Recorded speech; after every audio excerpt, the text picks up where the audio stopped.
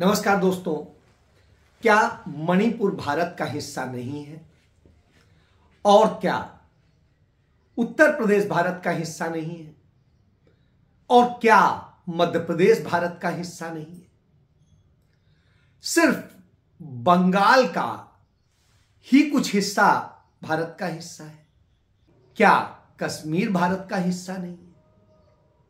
ये सवाल इसलिए खड़े हुए हैं क्योंकि हमारे प्रधानमंत्री नरेंद्र मोदी को शायद इन राज्यों में हो रहे अत्याचारों का कोई भी दर्द नहीं है। उन्हें दर्द सिर्फ उन जगह होता है जहां उनकी सरकार नहीं होती है और वहां पर कोई आरोप राजनैतिक हो या सामान्य से आरोप हो, तो उन आरोपों पर वो किस तरीके से रिएक्ट करते हैं। शायद यही वजह है कि मल्लिकार्जुन खड़गे उनको लेकर के बेहतरीन कमेंट करते हैं। मोदी झूठ बोलते हैं और झूठों के सरदार है, इसीलिए मैं बोलता हूं। और अपने बातों में ही ऐसी बातें कहते हैं। आज लोगों को पीने के लिए पानी नहीं है, उधर उनका ध्यान नहीं है। मणिपुर में लोग मर रहे हैं, लड़ रहे हैं, उधर उनका ध्यान नहीं, सिर्फ इलेक्शन के तरफ ध्यान है।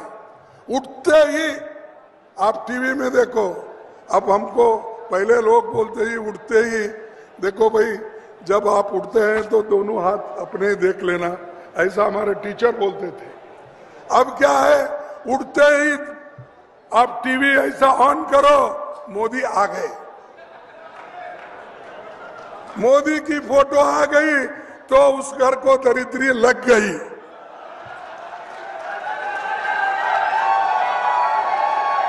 तो वो विकास चाहते नहीं, गरीबों की भलाई नहीं चाहते, हमारे बच्चों की पढ़ाई नहीं चाहते, क्योंकि उनको अगर पढ़ लिख के गरीब बच्चे अगर आगे आए तो उनको मुश्किल है। इसीलिए वो हमेशा हमारे गरीबों के खिलाफ ही अपना डंडा उठाते हैं। तो निश्चित रूप से नरेंद्र मोदी पनौती साबित हो जाते हैं। मैं ये क्यों कह रहा हूं? क्योंकि नरेंद्र मोदी जाकर के मिल जाते हैं उन महिलाओं से जो संदेश खली की वो महिलाएं जो आरोप लगा रही हैं कि वहां टीएमसी का नेता शाहजहां उनको रात में उठा लिया करता था और वहां की औरतों के साथ न जाने क्या क्या करता था। लेकिन उनमें से कोई भी एक महिला जो ये कहती है कि सालों से उनके साथ ये चल रहा था, तो उनमें से किसी महिला ने, यदि स्थानीय पुलिस ने नहीं सुनी तो उन्होंने किसी ने राष्ट्रीय महिला आयोग में शिकायत नहीं की, उनमें से किसी ने भी कोलकाता के हाई कोर्ट में नहीं की, सुप्रीम कोर्ट में नहीं की, राष्ट्रपति को नहीं की जो कि महिला है। तो क्या वजह थी कि अब तक शिकायतें नहीं हुई? ये शिकायतें तभी से होना शुरू हुई जब ईडी ने शाहजहां के घर पर छापा मारा और वहां के उनके समर्थकों ने ईडी की टीम को पीट दिया। नतीजतन नरेंद्र मोदी से लेकर सबकी बेहद बदनामी हुई और इस कारण से पूरी नरेंद्र मोदी की टीम लग गई कि कैसे हमें बदला लेना है। और जब यह बात आई तो वो महिलाएं हैं ये जो ये आरोप लगा रही हैं, जो भारतीय जनता पार्टी की महिला मोर्चा से या तो जुड़ी हुई हैं या राष्ट्रीय मुस्लिम मंच जो आरएसएस का है उससे जुड़ी हुई है। तो आप समझ सकते हैं, इसके पहले यदि इस तरह की घटनाएं हो रही थी तो इसके पहले वहां कभी कोई भाजपा की टीम नहीं गई, इसके पहले महिला आयोग की कोई टीम नहीं गई, इसके पहले कोई संसदीय दल नहीं गया, फिर अचानक सब टूट पड़ते और अब नरेंद्र मोदी वहां की महिलाओं के साथ में बात करते हैं। अरे आपके साथ तो बड़ा बुरा हुआ। जब प्रधानमंत्री ये कहते हैं तो उनकी महिला आयोग की अध्यक्ष रेखा शर्मा पहुंच जाती हैं राष्ट्रपति के पास कि पश्चिम बंगाल की ममता सरकार को बर्खास्त कीजिए। जब वो बर्खास्त होगी तभी न्याय होगा। अब आप सोचिए, तो रेखा शर्मा से सवाल बस इतना सा है कि जब मणिपुर में सरेआम ऑन कैमरा लड़कियों को की नग्न परेड कराई जा रही थी, तब आप कहां थी? तब आप कहां थी जब वहां सैकड़ों लड़कियों के साथ में गैंगरेप हो रहे थे? तब आप कहां थी जब वहां सैकड़ों लोग मार दिए गए? तब आप कहां थी? या भारतीय जनता पार्टी कहां थी? नरेंद्र मोदी कहां थे? आरएसएस कहां थी? और भारत की सरकार कहां थी जब वहां पर 60,000 से अधिक लोग शरणार्थी कैंपों में रहने को विवश है? हजारों हजार बच्चे अपनी शिक्षा और सब कुछ बर्बाद कर चुके हैं। वो दयनीय हालत में रह रहे हैं। इन हालात के लिए जिम्मेदार कौन है? किसने किया है? और तब आपने किसी ने मांग नहीं की कि वहां की भाजपा सरकार को बर्खास्त किया जाए। वहां की राज्यपाल तक ने मान लिया, प्रधानमंत्री को रिपोर्ट भी दे दी कि वहां पर वो हालात हो गए हैं जैसे दो देशों जैसे हो। बफर जोन बनाना पड़ा। अब आप इन बातों को लेकर के सोचिए कि किस तरह के हाल में मणिपुर को झोंका, लेकिन उस पर चर्चा नहीं। उस पर चर्चा नहीं है कि उत्तर प्रदेश में हर रोज 11 लड़कियां गैंग रेप का शिकार हो जाती हैं। इसका कोई जिक्र नहीं है कि मध्य प्रदेश में रोजाना युवा युवतियां सब जो है शिकार हो रही हैं, आदिवासी युवा युवतियां, और उनके साथ में भारतीय जनता पार्टी के नेता जिस तरह का गंदा व्यवहार करते हैं वो किसी से छिपा नहीं है। इसके बाद दलितों के ऊपर अत्याचार के कितने मामले हो रहे हैं, लगातार हो रहे हैं, कोई सुनने वाला नहीं है। तो साहब, क्या ये देश का हिस्सा नहीं है?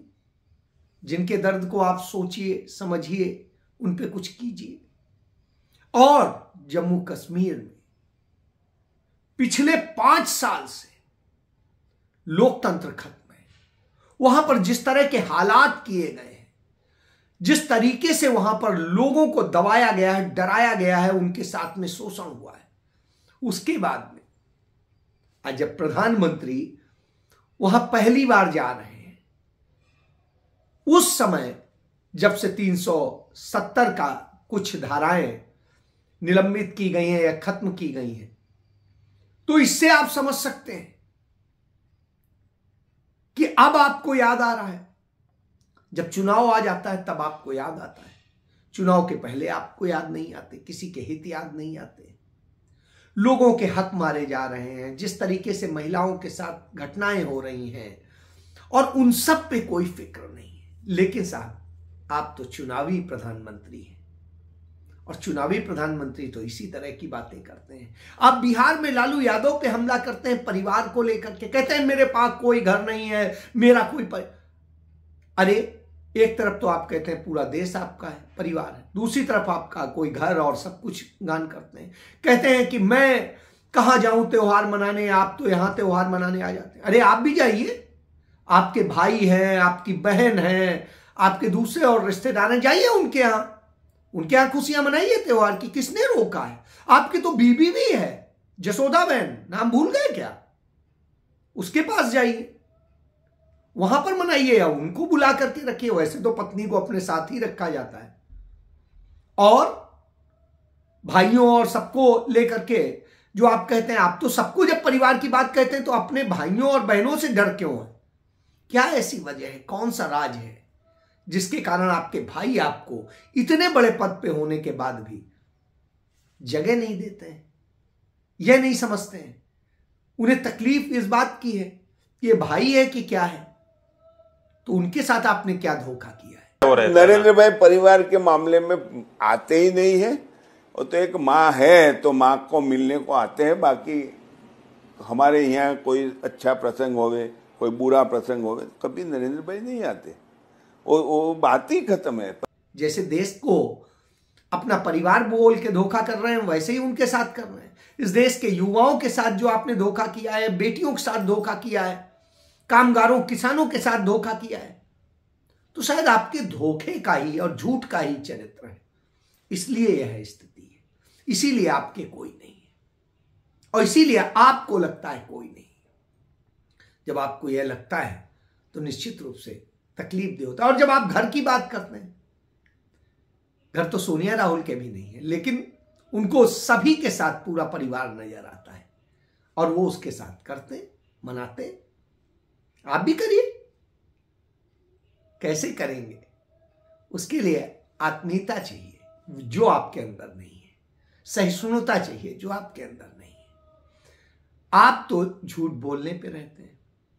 शायद यही वजह है कि मल्लिकार्जुन खड़गे ने कहा कि नरेंद्र मोदी का जो झोला है, वो जिस थैली जिसके भी घर पहुंच जाती है, वो फोटो वाली थैली, वो कंगाली में आ जाता है, वो बदहाली दरिद्रता का शिकार हो जाता है, निश्चित रूप से हो जाता है।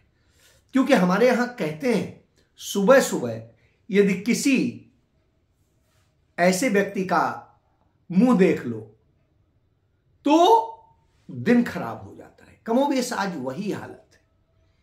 आपका चेहरा देखने से दिन खराब हो जाता है, क्योंकि आप देश के लिए पनौती बन गए हैं, लोगों के घरों के लिए पनौती बन गए।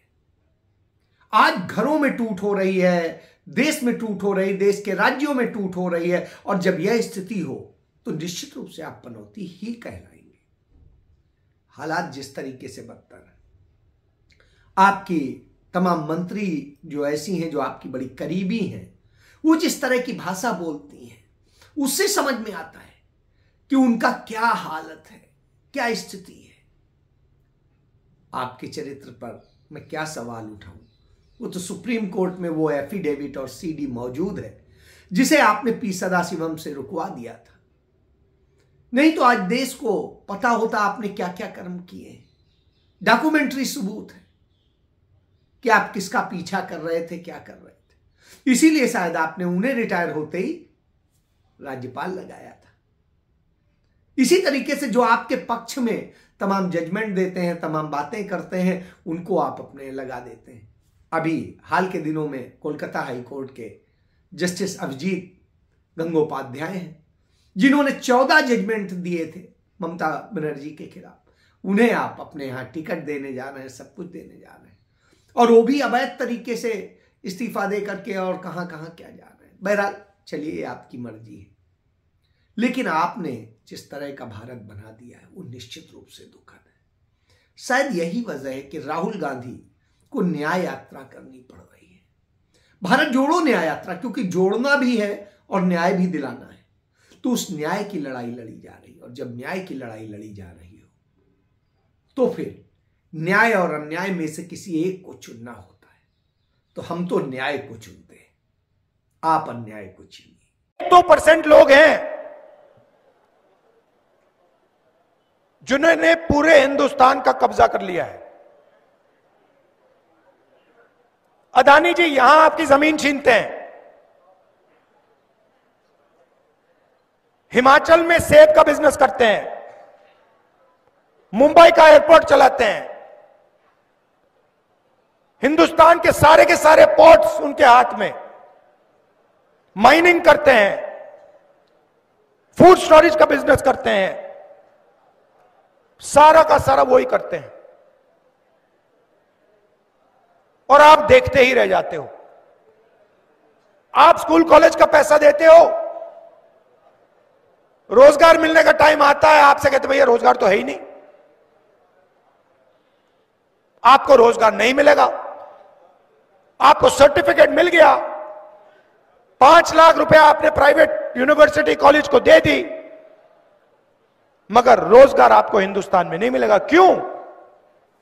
क्योंकि सारे छोटे बिजनेसेस को नरेंद्र मोदी ने बंद कर दिया, नोटबंदी की, जीएसटी की, और सारे के सारे छोटे जो व्यापारी हैं, स्मॉल मीडियम बिजनेस, वो बंद हो गए।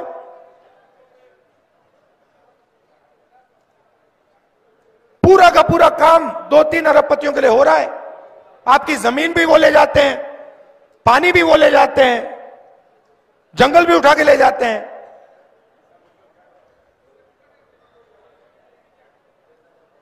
तो ये बदलना है।